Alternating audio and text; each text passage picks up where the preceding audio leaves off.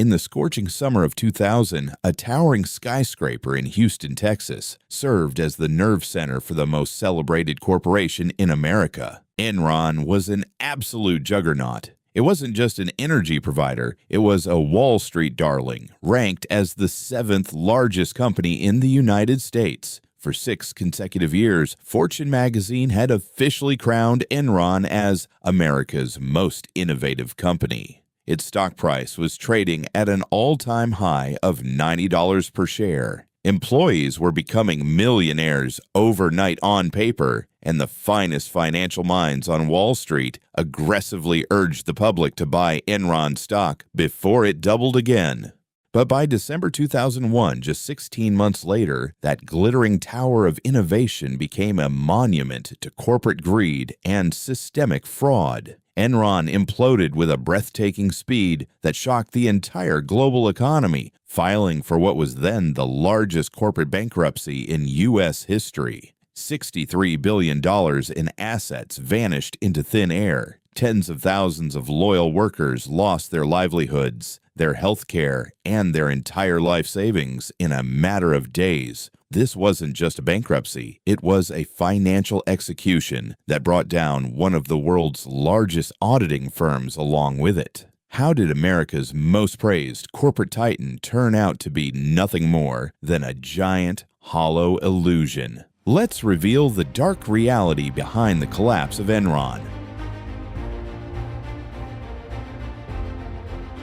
The foundation of the illusion was built by 2 extraordinarily ambitious men, Kenneth Lay, a smooth-talking economist with massive political connections, and Jeffrey Skilling, a brilliant, fiercely competitive consultant. Skilling hated the boring, old-fashioned business of physical gas pipelines. He wanted Enron to become a financial powerhouse, a giant trading floor where energy contracts could be bought and sold like stocks. To pull off this transformation, Skilling demanded a highly unusual accounting methodology called mark-to-market accounting. In 1992, the U.S. Securities and Exchange Commission surprisingly granted Enron permission to use this practice. It was the ultimate financial weapon.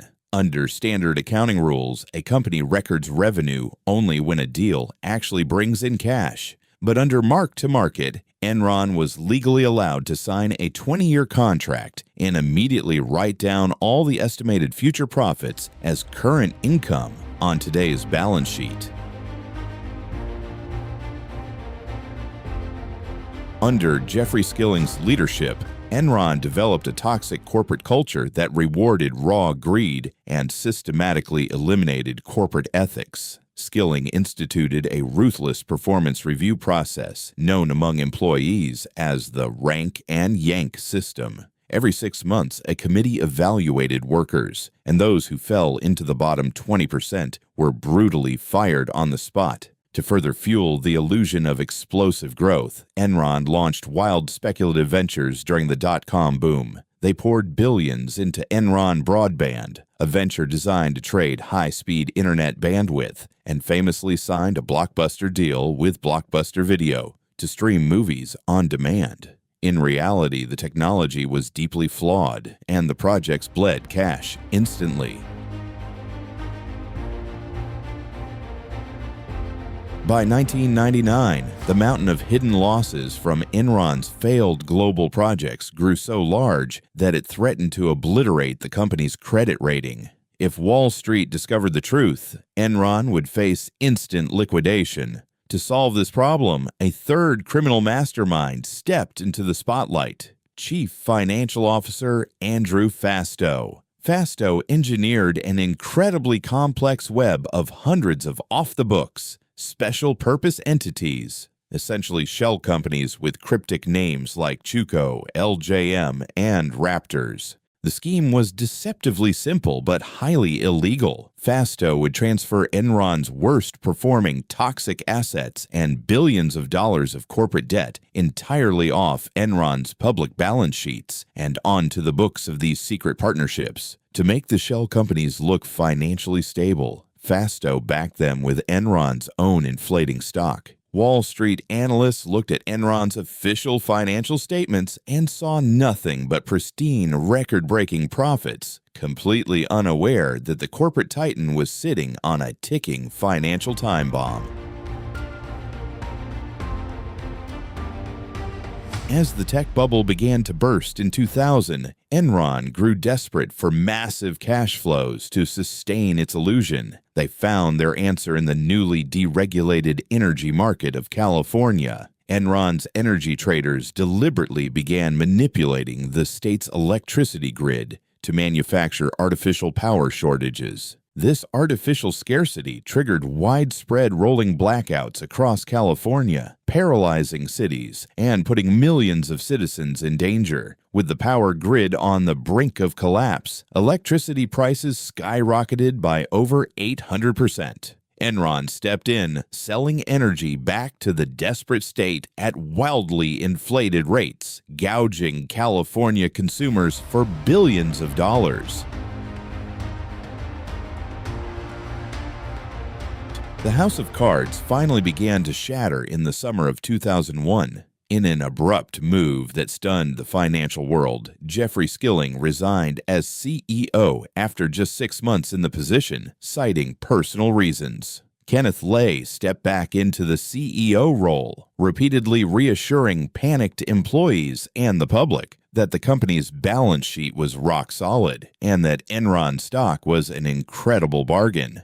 But internal panic had reached a breaking point. A courageous corporate vice president named Sharon Watkins discovered the horrific truth about Andrew Fasto's secret partnerships. In October 2001, the inevitable could no longer be contained. Enron shocked the markets by reporting a massive $638 million loss for the third quarter, along with a stunning $1.2 billion reduction in shareholder equity. The U.S. Securities and Exchange Commission immediately launched a formal investigation. Panic erupted at Arthur Andersen, Enron's trusted elite auditing firm. Realizing the criminal liability they faced, Arthur Andersen executives ordered a massive, frantic operation to shred tons of Enron audit documents. But it was too late. Enron's stock went into a catastrophic freefall, dropping from $90 to less than $1. On December 2, 2001, Enron officially filed for Chapter 11 bankruptcy protection. The human collateral damage of the Enron collapse was devastating because the executives had aggressively forced employees to invest their 401k retirement funds heavily into Enron stock while simultaneously freezing their ability to sell it during the crash. Thousands of hard-working people saw their life savings wiped out to zero. The tragedy took a dark turn in January 2002 when J. Clifford Baxter, a former Enron vice chairman who had deeply objected to the fraudulent partnerships, took his own life.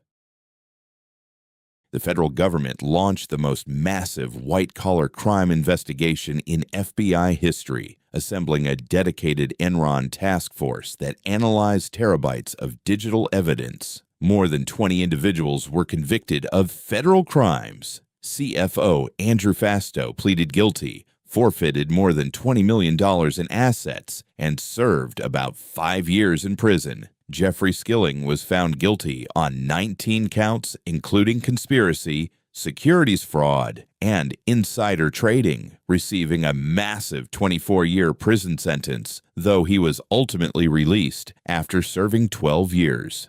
Enron's founder, Kenneth Lay, was convicted on all counts and faced up to 45 years in prison. However, just 2 months after the verdict, Lay suffered a fatal heart attack.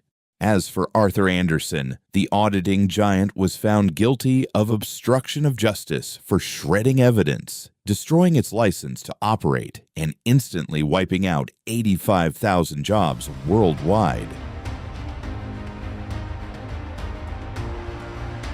Fall of Enron remains the ultimate cautionary tale of modern capitalism. It proved that when a corporate culture completely abandons ethics in pursuit of short-term stock prices, even the largest and most powerful empire on earth can become a fragile illusion. The scandal deeply shook investor confidence and forced the U.S. Congress to pass the landmark Sarbanes-Oxley Act, imposing strict new criminal penalties for corporate fraud and financial manipulation.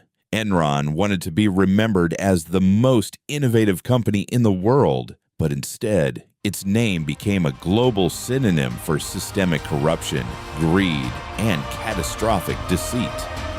Do you think justice was truly served in the Enron case, considering thousands of employees never recovered their lost pensions? Let me know your thoughts in the comments below. If you found this investigation compelling, make sure to hit the like button and subscribe to the channel.